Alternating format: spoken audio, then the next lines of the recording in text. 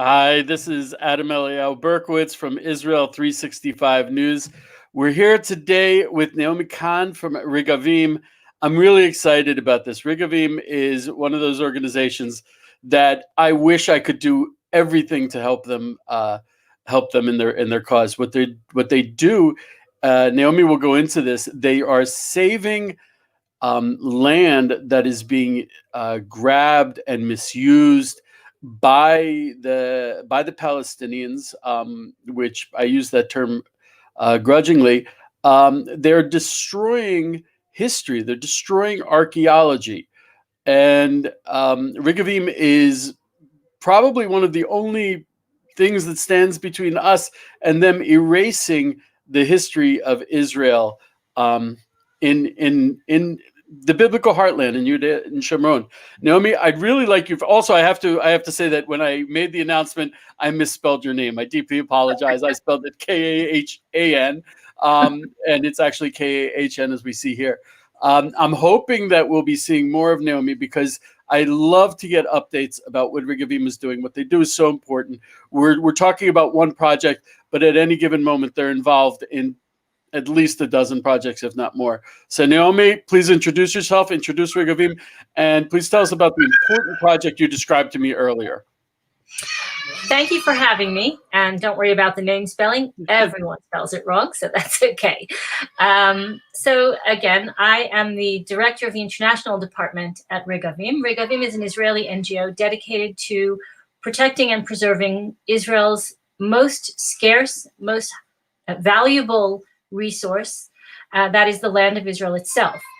The Regavim has been in existence since around 2006.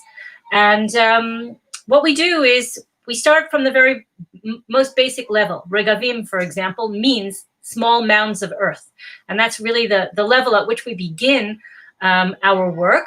We split the country up into regions, and we go out into the field every day to see who's doing what, who's using the land of Israel, who's abusing the land of Israel, and what we can do about it. So one of our regions is Judea and Samaria. And it's unfortunately a battleground. It's taken us years to actually convince the government of Israel itself that this is a battleground, but they finally figured it out. We have testified in Knesset Foreign Affairs and Defense Committee hearings for several years, and only last year they finally began to dedicate the resources. And unfortunately, with the political instability and all the other things that have happened globally, that has been put on hold. But they've finally begun to at least recognize what is now being called the battle for Area C. Area C being the portion of Judea and Samaria that is still under Israeli jurisdiction since the Oslo agreements. If I can jump in for a moment, what a lot of people may not realize is we're talking about Israel. So, I mean, you can walk out of your house. Before I built my house, we had to have an archaeologist check it out because this is Israel. You could stumble across a major biblical site just outside your back door. And there's just simply not enough resources, not only taking care of the defense of Israel, there's just not enough resources to keep an eye on all these precious, irreplaceable sites, many of which aren't discovered, aren't documented.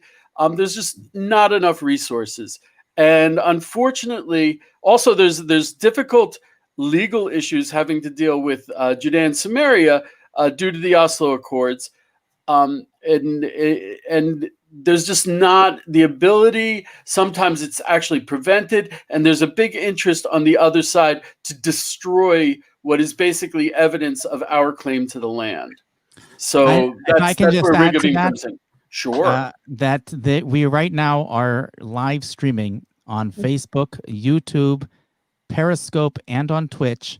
And this is a live show, so people can write in their comments. If anybody has any questions for Eliyahu or for Naomi, please write in the comments in any of those platforms, and we will try to address them. Mm-hmm. So sorry for the interruption. Go on. I want to take what you've mentioned and explain it a little bit and actually reinforce it. There are several forces at work here. unfortunately, the lack of resources is what I'd like to show today. The lack of resources is a small part of the problem. A bigger part of the problem is the malicious, purposeful erasure of our history, of Judeo-Christian history by the Palestinian Authority in areas that are, we're only complaining right now about the areas under Israeli jurisdiction, but the fate of the archeological record of Judeo-Christian history in the heartland of the land of Israel that is under Palestinian Authority jurisdiction is far worse. And this is bad enough. Archeological theft has been going on for a very long time. That's a question of resources, of allocating enough manpower to safeguard these places, to document them, and to protect them. But what's been going on in recent years is the Palestinian Authority has been what is called sometimes rebranding. They're erasing the Jewish and Christian history, reinterpreting the sites, or destroying them when they can't find any other way to disconnect our connection to the heartland of the land of Israel. So we can start showing some pictures of what we've found. So in our field work, we've come across these things, and we actually created an entire project called Preserving the Eternal. This is one of the cases that we've had on our docket for the past more than a year.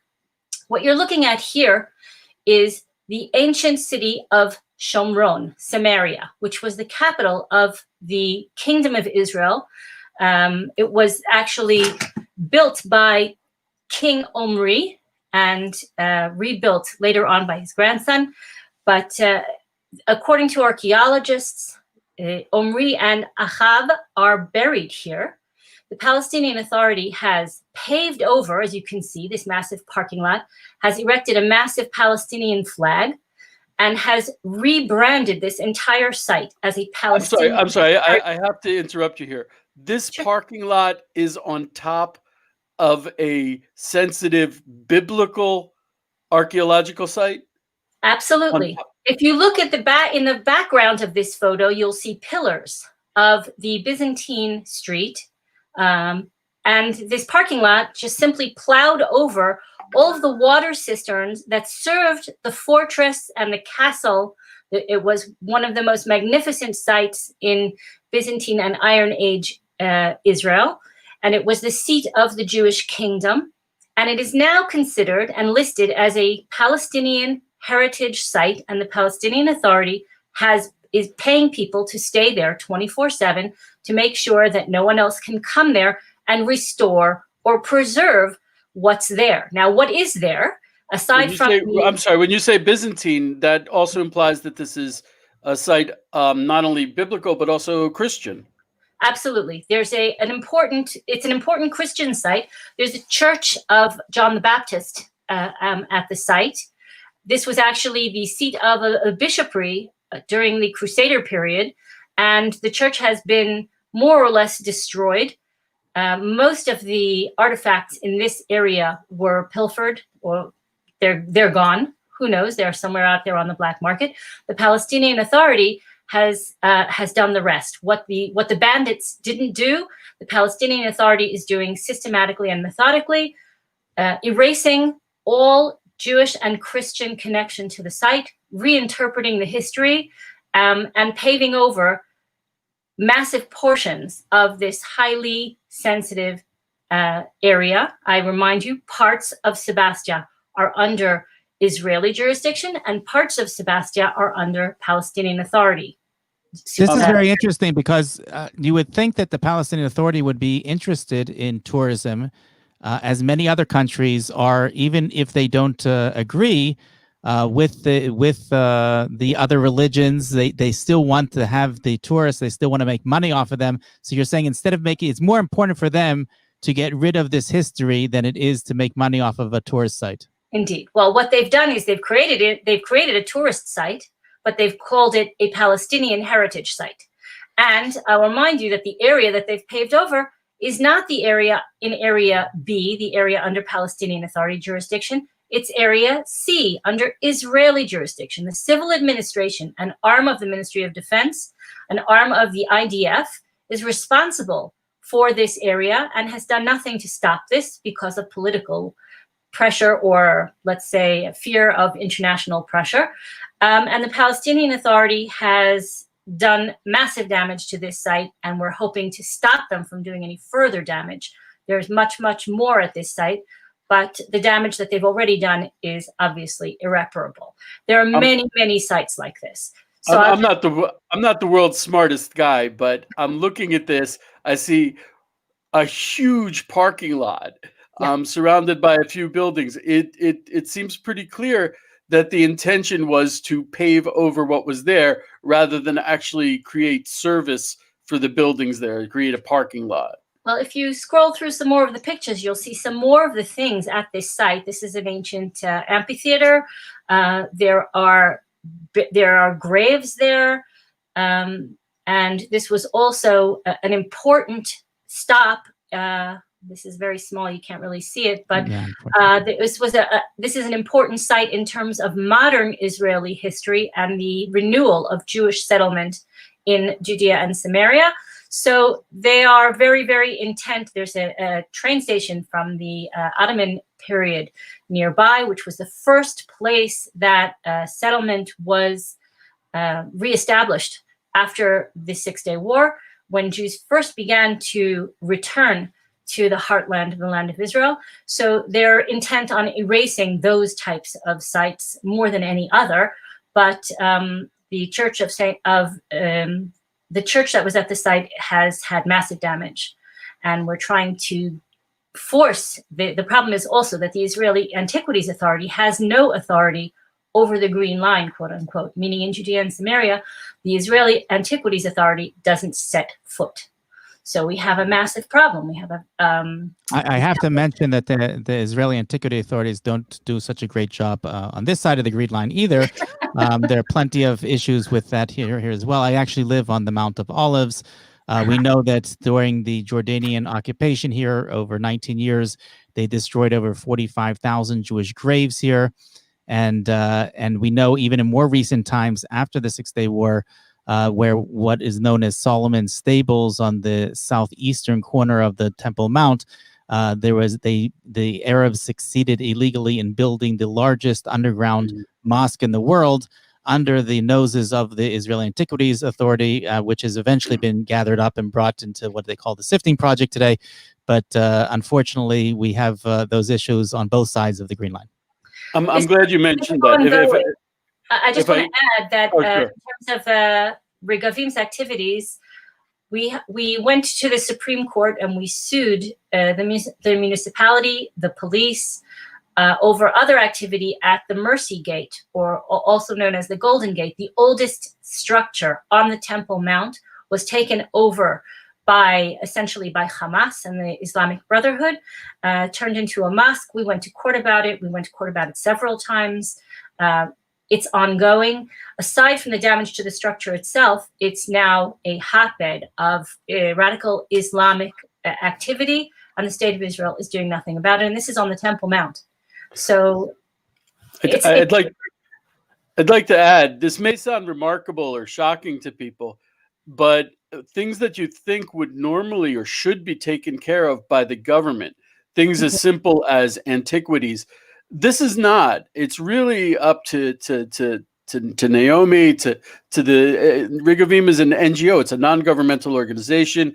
It's up to the listeners to raise their knowledge of what's happening on their consciousness, because these things they've been sitting there. Evidence of the Bible.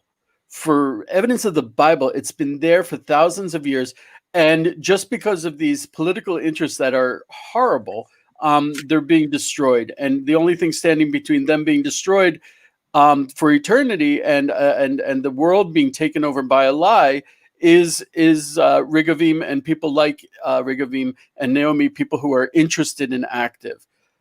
And that's why I think it's very important just to listen to this, to become aware, to talk about it. That's why I'm so impressed with what Naomi's doing. Thank you. So unfortunately, we're very, very busy. The archaeology is an outgrowth of our other activities.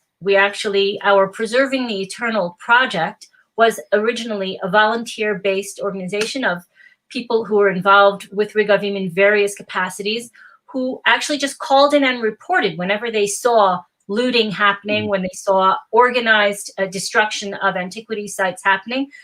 At about a year and a half ago, we understood that the scope of all of this was just too big for a volunteer organization to handle. So we hired, we found somehow, we scratched together the funding to hire a full-time field coordinator to go out and document what's going on in Area C of Judea and Samaria. We created a list of over 100 significant biblical and archaeological sites that are in danger or are already destroyed completely. We created a national emergency plan to save these sites. We've presented the plan to the government.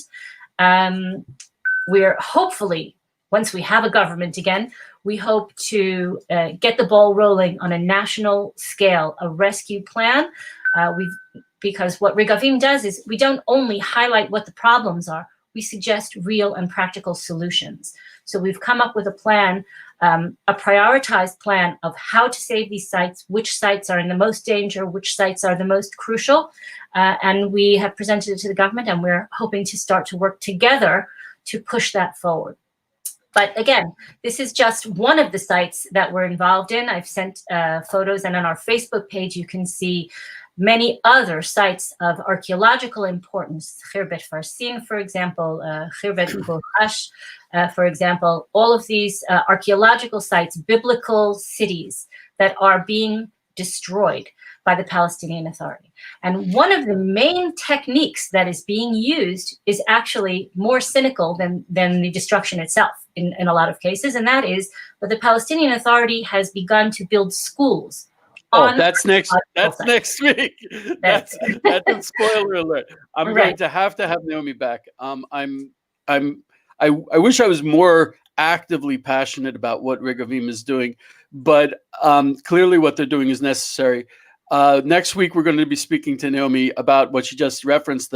They actually use schools, put children in danger intentionally in order to further a horrible political agenda. What I'd like to suggest for the listeners is for me, it was a huge education to go to Regavim's Facebook page, where through the news feed, it's lovely to see the biblical archaeology, but it's bittersweet when you see what's being done with the biblical archaeology. But I'd highly recommend visiting their Facebook page and their site. But the Facebook page, it's really amazing. That's like last week, people who follow my articles, last week we wrote about how the Hashmonaim bones were being stolen and destroyed and desecrated. I'm sorry, where was that, Naomi? What city? So there's a string of 8 Hasmonean fortresses in the Jordan Valley. The one that we found desecrated was just outside Jericho. The Palestinian Authority actually issued permits to local farmers to plow over the largest known necropolis, burial ground, in the Middle East from that period, from the Second Temple era. They had these resting place of the bones of the Kohanim of Jericho, the Hasmoneans who fought the Maccabean Wars. They gave them permits. They were plowing over the site. They had plundered all of the sarcophagi, the burial caskets from the catacombs, and dumped all the bones and were steamrolling them when we found this. So Regavim was part of an effort that actually had the bones buried in a holy manner, burying bones, retrieving bones and burying them is one of the highest mitzvahs that's written about in the Torah. That you can do anything in order to do that. It's so important. Yes. And Regavim was involved in that. And if you think about it, that's what we're up against. It's undoubtedly some of the holiest work we can do, saving the land, saving the bones of our forefathers and the heroes, the Hashmonaim. This is very important, very holy work. Naomi, I think we're just about done. That was, there's a lot to say and a lot to learn. I'd really like to suggest to people to check out Rigavim's Facebook page. We're going to have Naomi back next week. If you have any questions or anything you'd like Naomi to address, if you look at the website and see if something that's very interesting to you, you can email me at Eliyahu, Eliyahu, at Israel365.com. You can go to this website, www.rigavim.org. Check out what they're doing. And you can email me directly as well. It's very easy, Naomi@rigavim.org. Okay. And any questions, because this is stuff that's happening. It's happening fast. We're playing catch up on this. And so your interest is actually an essential part of the process. So I'd like to thank you all. Josh, are you there? I'm always here in the background. Don't worry. Okay. I think we're going to sign out for now. We're going to have Naomi back next week to talk about how the Palestinian Authority uses schools and children and puts them in danger for their political agenda. So looking forward. For having me. Thank you so much, Naomi. I'm hoping that in a little bit through this, the entire world will know about the amazing work that Rigavim does, because it is absolutely important. Amen. Thank you. Okay. The prophet Isaiah says in chapter 40, "Comfort, comfort my people, O Israel." And friends, we have a special opportunity to not only comfort the people of Israel, but to comfort the Holocaust survivors whose health is failing and their needs are increasing.